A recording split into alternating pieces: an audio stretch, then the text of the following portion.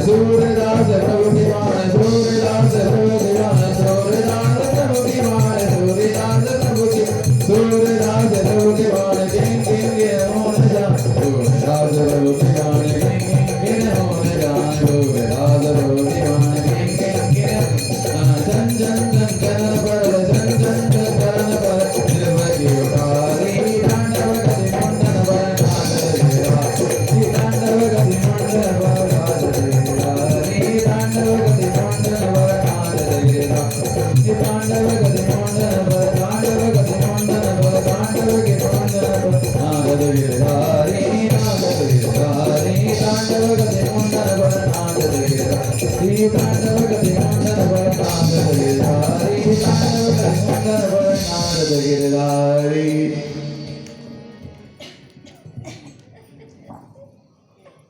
यद यद यद यच्छिरो न नमतेंग सदैव शीशनम सस्तन ममर खरदंड धरो मुद्रिपातई।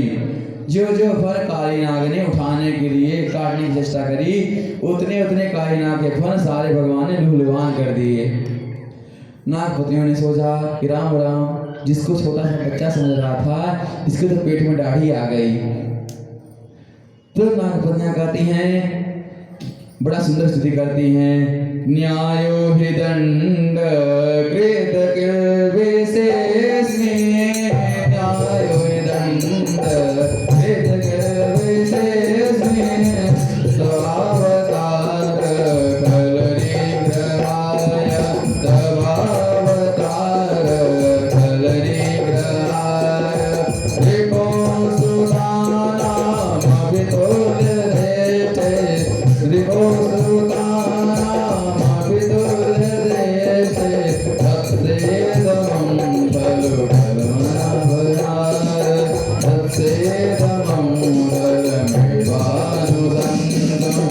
न्यायो हि दण्ड कृत किल्बिषेऽस्मि, न्यायो हि दण्ड कृत किल्बिषेऽस्मि, न्यायो हि दण्ड कृत किल्बिषेऽस्मि। नागपतियां कहते हैं, प्रभु आज आपने मेरे स्वामी पर बहुत बड़ी कृपा करी। क्यों? तो नागपतियां कहती, प्रभु अरे ब्रह्मा जी जब बहुत तपस्या किए, तब कहीं जाकर के शिव जी बहुत तपस्या किए, तब कहीं जाकर के गंगा जी नहीं दिए, चरण नहीं रखे, चरणों तक रखे। भोलेनाथ गंगा जी को ही धारण करके थोड़ा अपने को परम सौभाग्यशाली माने।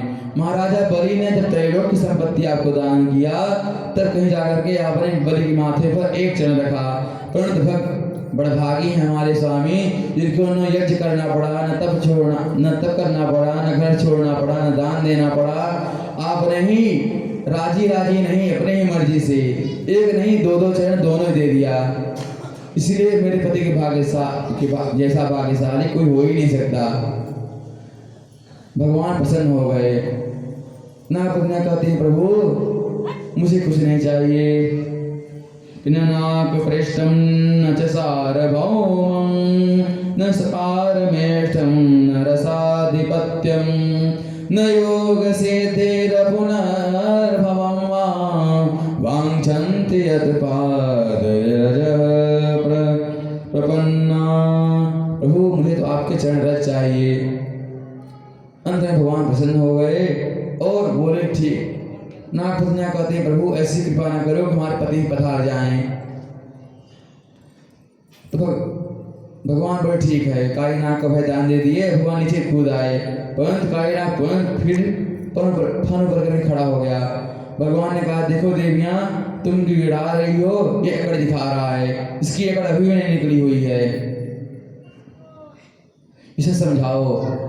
तब नागपति ने समझाया कि अभी तुरंत माथा झुकाओ, फिर ठुमका मारना प्रारंभ कर देंगे, लेने के देने पड़ जाएंगे।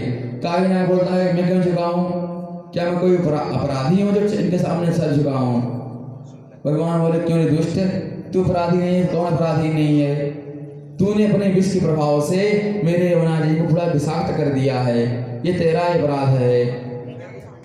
काली नाग बोला, महाराज एक मिनट, अपराधी को भी अपनी बात कहने का अवसर मिलना चाहिए।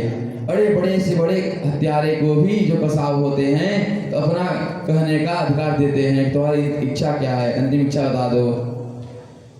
कालीनाग बोला, प्रभु मैं आपसे बहुत कुछ नहीं पूछना चाहता हूँ, इतना बता दीजिए। भगवान से बहस करने वाले 3 भक्त हुए हैं, बाली, बलि और काली। बाली कथा रामायण में आपने सुनी होगी, बलि कथा आप श्रवण कर चुके हैं, काली कथा सुन रहे हैं। तीनों ही भगवान के भक्त हैं, परंतु ये तरकीले भक्त होते हैं, भक्त से होते हैं, परंतु क्यों जी भगवान ने ऐसा क्यों किया, ऐसे भक्त होते हैं। तो कालीनाग कहता है, प्रभु आखिर में संसार को बनाता कौन है? भगवान बोले, हमने। कहीं अच्छा फिर हम सर्पों को कौन बनाया? भगवान बोले, हमने। कहीं अच्छा फिर सर्पों के अंदर तामसी स्वभाव किसने दिया? बोले, हमने। कहीं अच्छा सर्पों के मुख में विष कौन दिया? बोले, हमने। बोले, प्रभु आपने जो दिया वही तो मैं आपको लौटा रहा हूँ, अगर आप चाहते तो विष का हमने न दे देते क्या? आपने मेरे अंदर इतना जहर भर दिया है कि जो मुझे देखता है मुंह कुचल कुचल के फेंक देते हैं। अपने रास्ते जा रहे, किसी कुछ नहीं करते, फिर भी जा रहे, दुनिया वाले मारते ही जाते हैं, छोड़ते हैं ही नहीं। तो सब हमसे घृणा करते हैं, और आज आप ही हमारी इतनी दुर्गति कर रहे हो। तो जहरीला है, तूने मेरे यमुना जी को विषाक्त कर दिया है। प्रभु मैं अपने पास से कुछ भी नहीं दे रहा हूँ, सब आपका ही दिया हुआ है, तेरा तुझको अर्पण क्या लागे मेरा। भगवान प्रसन्न हो गए, बोले, अरे काली, बात तुमने बहुत उचित की। अरे अगर हमने तुमको बनाया है, तुमको रहने के लिए रमणद्वीप भी तो बनाया है, जहाँ पर अनेक सर्प जात रहते हैं, फिर तुम अपने देश को छोड़ करके हमारे देश में क्यों गंदगी फैलाने आए हो? जब तुम हमसे अपना अलग राज भी ले लिए, फिर हमारे देश में क्यों आतंकवादी भेजते रहते हो, जहर फैलाते हो? तो कहते हैं, महाराज आपके देश में बड़ी सुरक्षा होती है, अगर तुम रहते हो तो भाईचारे के साथ रहो, परंतु तुम तो भाई को ही चारा बना लेते हो। तब कहता है कालीनाग, प्रभु मैं क्या करूं कि वयम खला सहोत्पन्ना पत्या तामसा दीर्घमन्यव स्वभावो दुस्त्यजो नाथ लोकानां यद सर्ग। प्रभु हम अपने स्वभाव को नहीं त्याग सकते, क्योंकि हमारे स्वभाव प्रकृति ही है, तामसी स्वभाव के हैं। भगवान बोले, ठीक है, इसलिए प्रभु आप समस्त कारण आप ही हैं, कि भवानी कारणम तत्र सर्वज्ञो जगदीश्वर अनुग्रहं निग्रहं वा मन्यते तद्विधेहिनः। इसलिए प्रभु अनुग्रह करो या निग्रह करो, सबकी कर्ता करता आप ही हो। इस प्रकार से कालीनाग भगवान की स्तुति करता है। भगवान बोले, ठीक है, अब तुम्हें गरुड़ कुछ नहीं कहेंगे, तुम जाकर के रमणद्वीप में निवास करो। तुरंत कालीनाग भगवान को अपने फन पर बैठा करके उस कुंड से बाहर आया। मैया देखते घबरा गई, बोले, अरे लाला नीचे उतार, नाक काट ले वो। मैया कन्हैया बोले, मैया तू चिंता मत करो, ये मेरा चेला बन गया है, देख मैंने अभी दीक्षा दी है, इसके अंदर बढ़िया तिलक लगा हुआ है मस्तक पर, अब कुछ नहीं करेगा। एक बार हेमंत ऋतु की बात है कि छोटी छोटी ग्वालिनियाँ प्रातःकाल स्नान करके गौरी माँ की उपासना करती हैं, और उपासना परंतु इनमें एक भूल होती है। क्या होता है कि अर्धरात्रि में स्नान करती हैं ना, तो निर्वस्त्र होकर स्नान कर लेती हैं, क्योंकि कोई दिखता ही नहीं है। तो भगवान को लगा कि ये तो बड़ा अपराध हो रहा है, ऐसा नहीं करना चाहिए। तो भगवान ने क्या किया, एक दिन छोटे समस्त बाल बालों को लेकर के आ गए यमुना जी के तट पर, और गोपियों के वस्त्र चुरा करके पेड़ पर चढ़ गए। और स्नान करते करते गोपियों ने कहा, चलो बना चलते हैं पूजा करने के लिए। देखते हैं तो उनका कोई कपड़े है ही नहीं। अब बोली, बहना हमारे कपड़े कौन ले गया? कहते हैं कि लगता है कोई बंदर आ गया होगा, वही लेकर गया होगा। जब ध्यान से देखा तो बंदर नहीं, वानराज महाराज वहाँ खड़े थे सब। तब कहते हैं कि हे अरे कन्हैया भैया मेरा वस्त्र दे दो, अगर तुम वस्त्र नहीं दोगे तो मैं राजा से शिकायत करूंगी। भगवान बोले, अच्छा ये बात है, जाओ तुम पहले राजा शिकायत कर दो, फिर कपड़े लेना अपने। दूसरी बोले, अरे बाबरी शिकायत कैसे करेगी, निर्वस्त्र हैं। भगवान बोले, क्यों? गोपियां बोली अरे कन्हैया मैं नहीं आ सकती हूँ, इस अवस्था में हूँ। भगवान बोले क्यों? जैसे जल के अंदर गई थी वैसे बाहर आ जाओ। बोले उस समय आप नहीं थे, अब आप कैसे आए? भगवान बोले देवियों ये तुम्हारा भूल है, मैं तो तब भी था अब भी हूँ। इस प्रकार से भगवान ने चीरहरण की लीला संपन्न करी। और चीरहरण क्या है? आवरण भंग लीला है। जीवात्मा परमात्मा के बीच जो माया का आवरण, माया का जो पर्दा है, उसी पर्दा का जब भगवान हरण कर लेते हैं तभी भगवान का दिव्य महाराज की प्राप्ति होती है। अब गोपियां आकर के गौरी मैया शिकायत प्रार्थना करती हैं।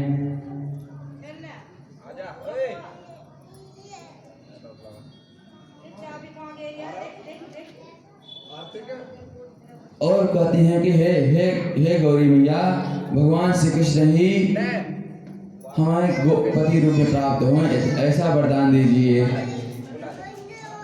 और अंत में भगवान के मनोरथ को जान गए। बोले देवियों हम तुम्हारे मनोरथ को जान गए हैं, आने वाले शरद पूर्णिमा पर आपकी मनोरथ को अवश्य पूर्ण करेंगे। इस प्रकार से भगवान ने समय बीता गया। इत्थं स्वच्छ जलम पद्माकर सुगंधिना न्यविशद वायु नावातं सगो गोपालोच्युतः। शरद ऋतु में बढ़िया नदियों का जल स्वच्छ हो जाता है, बढ़िया पुष्पों की सुगंध आती रहती है। और उस सुंदर ऋतु को देखते हुए भगवान ने बंसी बजाए, भगवान के स्वरूप का वर्णन करते हैं। ये वही श्लोक है जिस श्लोक को सुनकर के सुखदेव जी महाराज की समाधि खुल गई थी कि बरहा पीडम नटवर वपुः कर्णयो कर्णिकारं बिभ्रतवास सनक कपिशं वैजयन्ती च मालां रन्धान वैडोरधर सुदया भौरयं गोपवृन्दये बृन्दारण्यं स्वपदरमणं प्राविशद गीतकीर्ति। भगवान श्री कृष्ण बेड़ू बजाते हुए, पीतांबर पहने हुए, गोप बालों से अपने कीर्ति का गान करते हुए, मोर मुकुट धारण किए हुए ब्रज की पृथ्वियों में प्रवेश पा रहे हैं। और भगवान ने बड़ा सुंदर बंसी बजाई। इत वेणोरवं राजन् सर्वभूत मनोहरं श्रुत्वा ब्रजस्त्रिय सर्वे वर्णयन्तुं भिरे भिरे। इस बार जब भगवान ने बंसी बजाई तो बंसी सबके कान को सुनाई दी, सभी जीवधारियों को सुनाई पड़ी। और इस प्रकार से भगवान ने एक बार एक पत्नियों पर कृपा किया। समय बीता गया, अब दीपावली आ गई। एक दिन कन्हैया क्या देखते हैं कि मैया सुबह से ही उन्हें सुंदर सुंदर पकवान बना रही है। तो भगवान सो करके उठे और बोल दौड़े दौड़े मैया के पास आ गए। मैया ये क्या है? मैया बोली अरे जय जय होगी। कन्हैया बोले मैया ये जय जय कौन सी बलाए है? मैया बोली लाला तुम उसे मैं पूछ, जाकर के अपने बाबा से पूछे। और तुरंत भगवान बाबा के पास आ गए। कथ्यता में पित कोयम संभवो बाहुकागत किं फलं कस्य चौद्यस येन वा साध्यते मख। बाबा आज घर में कौन सी जय जय होएगी? देख तो बाप मैया इतने सारे ढेर सारे पकवान बना रही हैं पर चाकुएं नेको ना दे रही हैं। तो नंद बाबा कहते हैं पर्जन्यो भगवान इंद्रो मेधा तस्यात्ममूर्तय त्रिविवर्षन्ति भूतानां प्रीडनं जीवनं पयः। नंद बाबा कहते हैं कन्हैया बेटा हर वर्ष हम दीपावली के दिन इंद्र की पूजा करते हैं। भगवान बोले किम चोद्देश्यम, उद्देश्य क्या है? बोले लाला हम इंद्र की पूजा इसलिए करते हैं ताकि इंद्र प्रसन्न हो जाएं तो खूब पानी बरसावे। जब खूब पानी बरसावेंगे तब खेत में बढ़िया हरी हरी घास होगी। भगवान बोले अच्छा पूजा नहीं करेंगे तो इनमें पानियों ना बरसावेंगे? बोले हाँ, अगर नाराज हो गए तो पानी ना बरसाएंगे।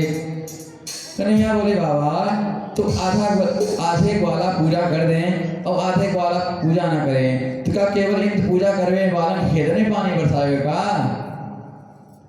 नंद बाबा बोले कन्हैया है तो 7 वर्ष को नहीं से छोड़ा, परंतु बातें नहीं टेढ़ी टेढ़ी करे, मैं बुढ़ी की खोपड़ी गर्म हो जाए। अब मुझे ज्यादा तर्क सुनना नहीं है, तू बता तेरे मन में क्या इच्छा है। तो भगवान कहते हैं बाबा देखो सबको अपने अपने कर्म को फल मिलता है। कर्मणा जायते जंतो कर्मणैव विलीयते, सुखम दुखम भयम क्षेमं कर्मण्येवाभिपद्यते। बाबा सब प्राणी अपने अपने कर्म को फल भोगते हैं, कोई किसी को सुख दुख देता नहीं है। अरे बाबा हम जब अच्छो कर्म करेंगे तो परमात्मा हमको अच्छो फल बना कर देंगे। जैसे परमात्मा को तुम खूब भंडारी समझ लो और को भंडारी को बढ़िया रबड़ी माल खुआ घुटन दो और देव लोग कुछ नहीं तो भंडारी जी माल खुआ कहाँ से खिलाएंगे? इसी प्रकार से हम जीव अच्छो कर्म करें, परमात्मा कर्म के परिणाम स्वरूप उसको अच्छो फल देते हैं। बाबा कोई किसी को दुख सुख नहीं देता है, सब अपने अपने कर्म से सुख और दुख प्राप्त करते हैं। कि काहुन को सुख दुख कर दाता, काहुन को सुख दुख कर दाता, निज कृत कर्म भोग सब भाता, निज कृत कर्म भोग सब भाता, काहुन को सुख दुख कर दाता, काहुन को सुख दुख कर दाता, निज कृत कर्म भोग सब भाता, निज कृत कर्म भोग सब भाता। हरे राम राम राम हरे हरे, हरे राम हरे हरे कृष्ण कृष्ण कृष्ण कृष्ण हरे हरे, हरे कृष्ण कृष्ण कृष्ण हरे हरे, हरे राम राम राम हरे हरे, हरे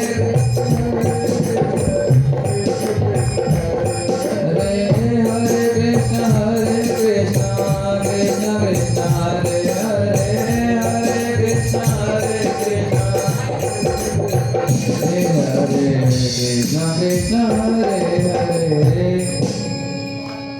तो बाबा जब हम अच्छो कर्म करेंगे तो परमात्मा हमको अच्छो फल देंगे। और बाबा मेहनत बड़े बड़े महात्मा को सुन कर रखे है और सब महात्मा ने एक ही बात कहते हैं श्रेष्ठ कर्म करने चाहिए। और हमारे देवता हैं गोवित्रान पर्वतान, गौ हैं, ब्राह्मण हैं और गिरिराज गोवर्धन नाथ हैं। बाबा एक बार मेरी देवता की पूजा करके देख लो, अगर फायदा हो दोबारा करियो।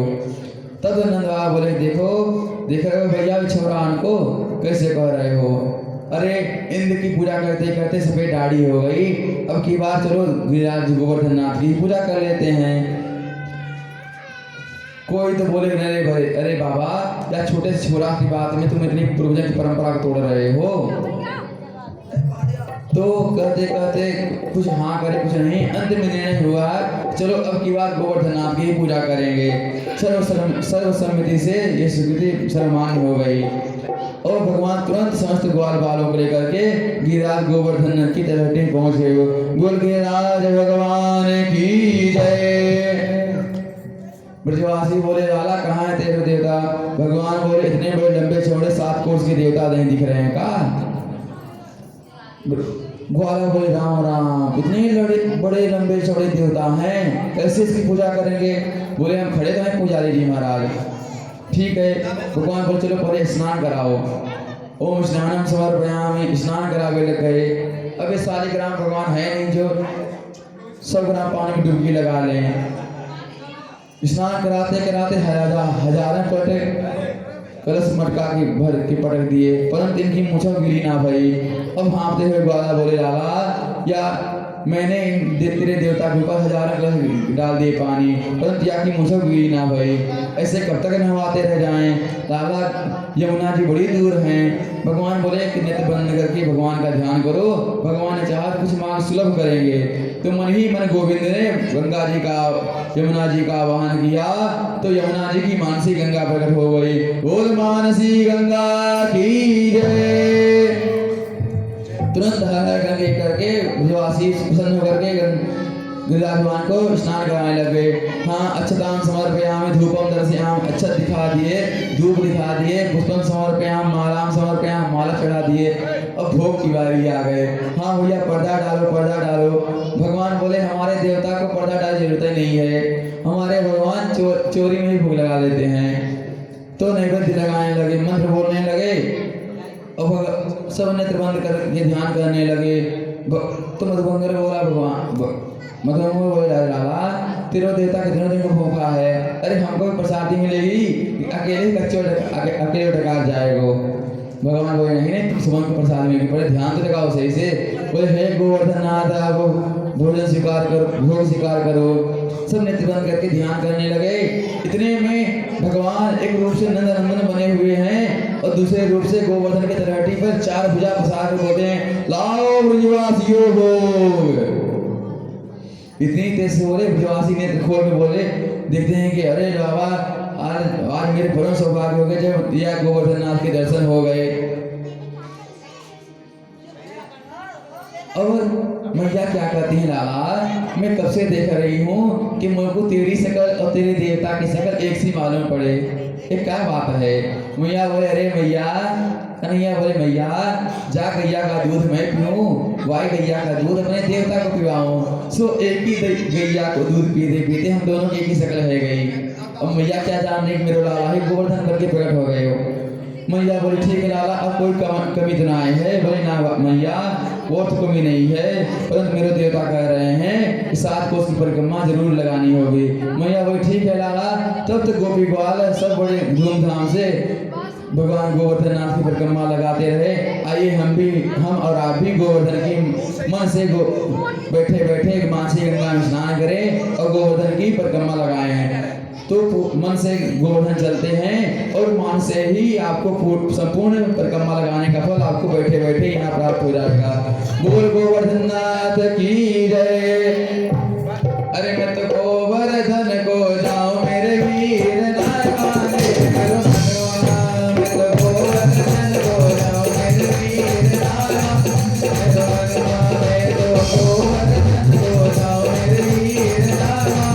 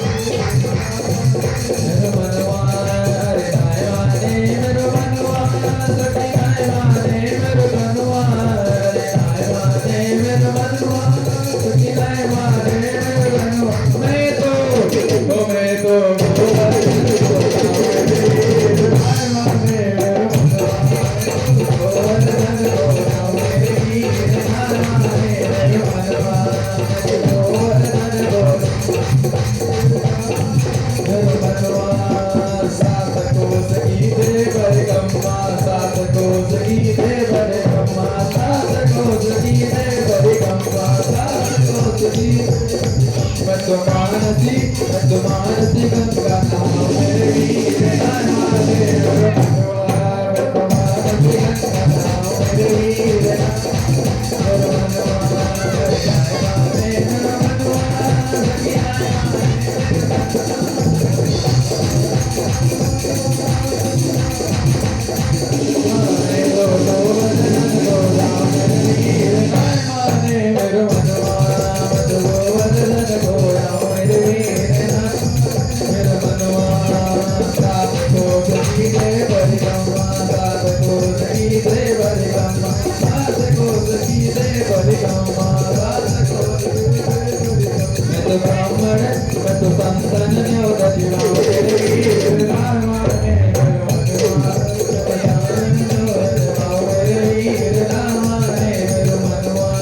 तुमको वर